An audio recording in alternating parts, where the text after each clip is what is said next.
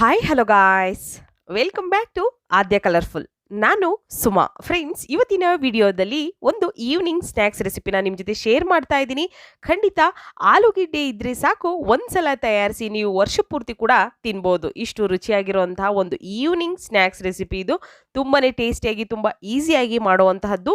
ಮಾಡಿ ನೀವು 1 ವರ್ಷ ಅಥವಾ 2 ವರ್ಷದವರೆಗೂ ಕೂಡ ಇದನ್ನ ಸ್ಟೋರ್ ಮಾಡಿ ಇಡಬಹುದು. ಸೊ ಇಲ್ಲಿ ನಾನು ಈ ಒಂದು ರೆಸಿಪಿ ಮಾಡೋದಕ್ಕೆ ಆಲೂಗೆಡ್ಡೆನ ತಗೊಂಡಿದ್ದೀನಿ. ನಿಮಗೆ ಆಲೂಗೆಡ್ಡೆ ಅಂದರೆ ನೀವು ಚಿಪ್ಸ್ ಎಷ್ಟು ಬೇಕೋ ಅಷ್ಟನ್ನು ನೋಡಿಕೊಂಡು ಮಾಡ್ಕೋಬೋದು. ಜಾಸ್ತಿ ಆಲೂಗೆಡ್ಡೆ ಇದ್ದರೆ ಖಂಡಿತವಾಗ್ಲೂ ತಯಾರಿಸಿ ಜಾಸ್ತಿ ಕೂಡ ಸ್ಟೋರ್ ಮಾಡಿ ಇಟ್ಕೋಬೋದು. ಇಲ್ಲಿ ನಾನು 1 kg ಆಗೋಷ್ಟು ಆಲೂಗೆಡ್ಡೆನ ತೊಗೊಂಡಿದ್ದೀನಿ. ಸೊ ಆಲೂಗೆಡ್ಡೆನ ಸಿಪ್ಪೆ ಎಲ್ಲ ತೆಗೆದು ಅದನ್ನು ಕ್ಲೀನ್ ಮಾಡಿ ಒಂದು ತಟ್ಟೆಗೆ ವಾಶ್ ಮಾಡಿ ಇಟ್ಕೊಂಡಿದ್ದೀನಿ. ಫ್ರೆಂಡ್ಸ್, ನೀವ್ಯಾರಾದರೂ ಫಸ್ಟ್ ಟೈಮ್ ನನ್ನ ಚಾನಲ್ಗೆ ವಿಸಿಟ್ ಮಾಡಿದರೆ ಪ್ಲೀಸ್ ನನ್ನ ಚಾನಲ್ನ ಸಬ್ಸ್ಕ್ರೈಬ್ ಮಾಡ್ಕೊಳ್ಳಿ, ಹಾಗೆ ಲೈಕ್ ಮಾಡಿ ಮತ್ತು ಶೇರ್ ಮಾಡಿ. ಫ್ರೆಂಡ್ಸ್, ಇವಾಗ ನಾನು ಆಲೂಗೆಡ್ಡೆನೆಲ್ಲ ಕ್ಲೀನ್ ಮಾಡಿ ಇಟ್ಟಿರೋಂತಹದ್ದನ್ನು ನಾನು ಕಟ್ ಮಾಡ್ಕೊಳ್ಳೋವಂತಹ ವಿಧಾನವನ್ನು ತಿಳಿಸ್ಕೊಡ್ತೀನಿ.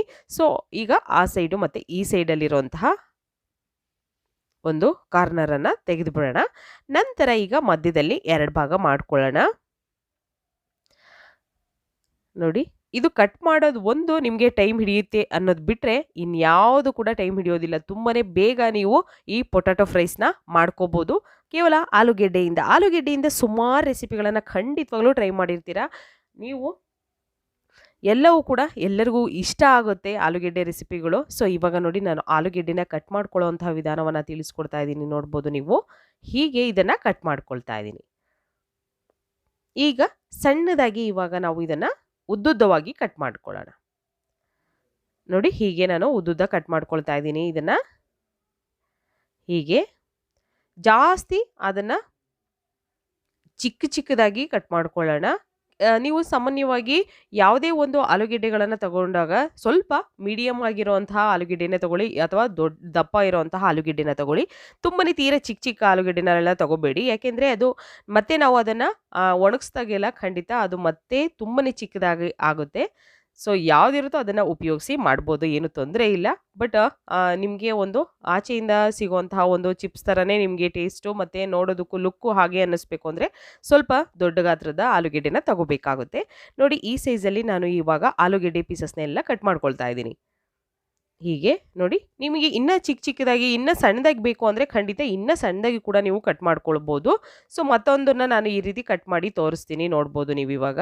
ಹೀಗೆ ಇದನ್ನು ಎಷ್ಟು ತೆಳ್ಳಗಾಗಬೇಕೋ ಅಷ್ಟು ತೆಳ್ಳಗೆ ನೀವು ಇದನ್ನು ಕಟ್ ಮಾಡ್ಕೊಳ್ಬೋದು. ತುಂಬಾ ಈಸಿಯಾಗಿ ಮಾಡುವಂಥ ಒಂದು ಈವ್ನಿಂಗ್ ಸ್ನ್ಯಾಕ್ಸ್ ಇದು.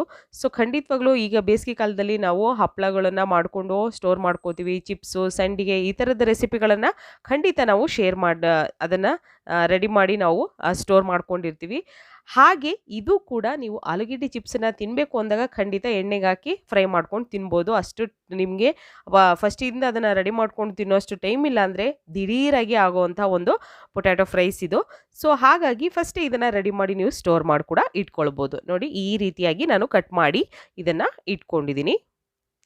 ಸೊ ಈ ರೀತಿ ಈಗ ಎಲ್ಲ ಆಲೂಗೆಡ್ಡೆನೂ ಕೂಡ ನಾನು ಕಟ್ ಮಾಡಿ ಒಂದು ಬೌಲಿಗೆ ಹಾಕ್ಕೊಳ್ಳೋಣ. ಫಸ್ಟು ಒಂದು ಬೌಲಿಗೆ ನೀರನ್ನು ಹಾಕ್ಕೊಳ್ತಾ ಇದ್ದೀನಿ.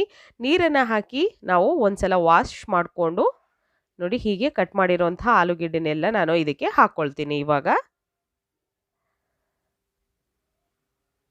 ಒಂದ್ಸಲ ವಾಶ್ ಮಾಡಿ ನಂತರ ಮತ್ತೊಂದ್ಸಲ ನಾನು ಇದಕ್ಕೆ ಆಲೂಗೆಡ್ಡೆ ಪೀಸಸ್ನೆಲ್ಲ ಫಸ್ಟು ಒಂದ್ಸಲ ಬೌಲಿಗೆ ಹಾಕ್ಕೊಂಡಿದ್ದೀನಿ.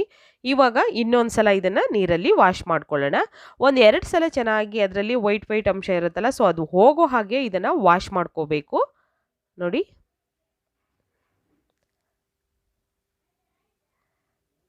ಇಷ್ಟು ಗಾತ್ರದಲ್ಲಿ ನಾನು ಕಟ್ ಮಾಡ್ಕೊಂಡಿದ್ದೀನಿ. ಸೊ ನಿಮಗೆ ಇನ್ನೂ ತೆಳ್ಳಗೆ ಬೇಕು ಅಂದರೆ ನೀವು ಇನ್ನೂ ತೆಳ್ಳಗೆ ಕೂಡ ಕಟ್ ಮಾಡ್ಕೋಬೋದು. ಇವಾಗ ನೀರು ಹಾಕ್ಕೊಳ್ಳೋಣ. ಇದನ್ನು ನೀರು ಹಾಕಿ 1-2 ಸಲ ವಾಶ್ ಮಾಡೋದ ನಂತರ ಇದನ್ನು ನೋಡಿ, ನಾವು ಒಂದು ರಾತ್ರಿ ಇದೇ ರೀತಿ ನೀರಲ್ಲಿ ಬಿಟ್ಬಿಡಬೇಕು. ಒಂದು ನೈಟ್ ಪೂರ್ತಿ ಅದು ನೀರಲ್ಲೇ ಇರಬೇಕು. ಸೊ ಅದಕ್ಕೆ ಎಷ್ಟು ನೀರು ಬೇಕು ನೋಡಿಕೊಂಡು ನೀರನ್ನು ಹಾಕಿ 1 ನೈಟ್ ಪೂರ್ತಿ ಬಿಟ್ಬಿಡಿ. ಅಂದರೆ 1 ನೈಟ್ ಅಂದರೆ ಈಗ ಸಾಯಂಕಾಲ 6 ಗಂಟೆಗೆ ಈ ಥರ ನೀರಲ್ಲಿ ಹಾಕಿ ಬಿಡ್ತೀರಾ ಅಂದರೆ ಬೆಳಿಗ್ಗೆ ಒಂದು 7 ಗಂಟೆ 8 ಗಂಟೆಗೆ ನೀವು ಇದನ್ನು ತೆಗಿಬೋದು. ಸೊ ಇವಾಗ ಒಂದು ಪಾತ್ರೆ ತೊಗೊಂಡಿದ್ದೀನಿ. ಒಂದು ಪಾತ್ರೆಗೆ ಒಂದು 2-3 ಕಪ್ ಆಗೋಷ್ಟು ನೀರನ್ನು ಹಾಕ್ಕೊಳ್ತಾ ಇದ್ದೀನಿ ನಾನು. ಆಲೂಗೆಡ್ಡೆ ಮುಳುಗುವಷ್ಟು ನೀರನ್ನು ಹಾಕ್ಕೊಳ್ಬೇಕು. ಇದಕ್ಕೆ ಒಂದು 3 ಕಪ್ ಆಗೋಷ್ಟು ನೀರನ್ನು ಹಾಕಿ ಅದು ಚೆನ್ನಾಗಿ ಕುದಿ ಬರೋ ಹಾಗೆ ಆಗಲಿ. ಫಸ್ಟು ಇದಕ್ಕೆ ಸ್ವಲ್ಪ ಉಪ್ಪನ್ನು ಹಾಕ್ಕೊಳ್ತೀನಿ. ಅದನ್ನು ಬಾಯ್ಲ್ ಆಗೋದಕ್ಕೆ ಬಿಡೋಣ. ನಂತರ ಇವಾಗ ನೀರನ್ನು ಸೋಸಿ ನಾನು ಒಂದು ತಟ್ಟೆಗೆ ಆಲೂಗೆಡ್ಡೆನ ಹಾಕ್ಕೊಂಡಿದ್ದೀನಿ. ಅದರಲ್ಲಿ ಇದ್ದಿದ್ದ ನೀರನ್ನೆಲ್ಲ ತೆಗೆದುಬಿಟ್ಟು ಫಸ್ಟು ಒಂದು ತಟ್ಟೆಗೆ ಹಾಕ್ಕೊಳ್ಳೋಣ.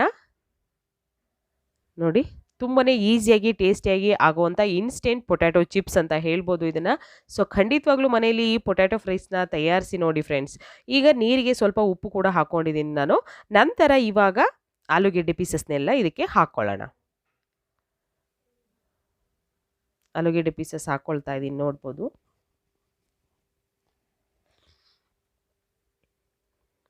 ನೀರು ಚೆನ್ನಾಗಿ ಬಾಯ್ಲ್ ಆಗ್ತಾ ಇರಬೇಕು. ಆವಾಗ ನಾವು ಇದನ್ನು ಹಾಕಬೇಕಾಗುತ್ತೆ ಆಲೂಗೆಡ್ಡೆ ಹಾಕಿ ನಾವು ಒಂದು 5 ನಿಮಿಷದವರೆಗೂ ಬೇಯಿಸ್ಕೊಳ್ಬೇಕು. ಸ್ಟವ್ನ ಲೋ ಫ್ಲೇಮಲ್ಲೇ ಇಟ್ಕೊಂಡು ನೀವು 1 ಅಥವಾ 2 ಕುದಿ ಬಯಸ್ತೀರಿ ಸಾಕಾಗುತ್ತೆ. ನೋಡ್ಬೋದು, 1 ಅಥವಾ 2 ಕುದಿ. ನೋಡಿ, ಈಗ ಚೆನ್ನಾಗಿ ನೀರು ಕೂಡ ಕುದಿ ಬರ್ತಾ ಇದೆ. ಒಂದು 5 ನಿಮಿಷ ಇದನ್ನು ಬಾಯ್ಲ್ ಮಾಡ್ಕೊಳ್ತಾ ಇದ್ದೀನಿ ನಾನು. ಹೀಗೆ ಇದನ್ನು ಮಿಕ್ಸ್ ಮಾಡ್ತಾ 5 ನಿಮಿಷ ಬೇಯಿಸ್ಕೊಳ್ಳೋಣ.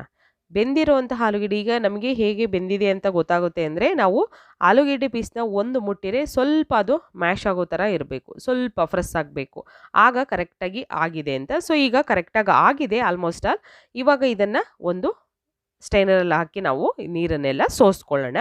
ಸೋಸಿದ ನಂತರ ಒಂದು ಬಟ್ಟೆ ಯಾವುದಾದ್ರೂ, ನೋಡಿ ಈ ಥರ ಸ್ಟೈನರಲ್ಲಿ ಸೋಸ್ಕೊಂಡಿದ್ದೀನಿ. ಈ ಥರ ಯಾವುದಾದ್ರೂ ಒಂದು ಕಾಟನ್ ಬಟ್ಟೆ ಯಾವುದನ್ನಾದರೂ ಕೂಡ ಹಾಕಿ ಅದ್ರ ಮೇಲೆ ಈ ಥರ ದೂರ ದೂರ ಹಾಕ್ಕೊಳ್ಳಿ.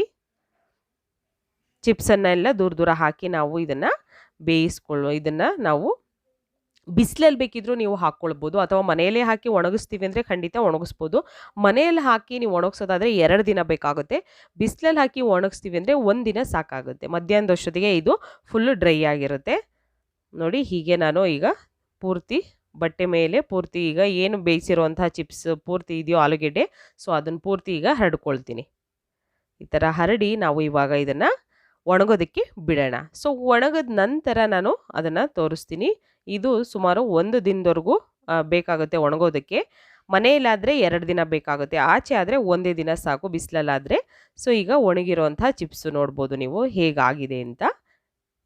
ನೋಡಿ, ಈ ಥರ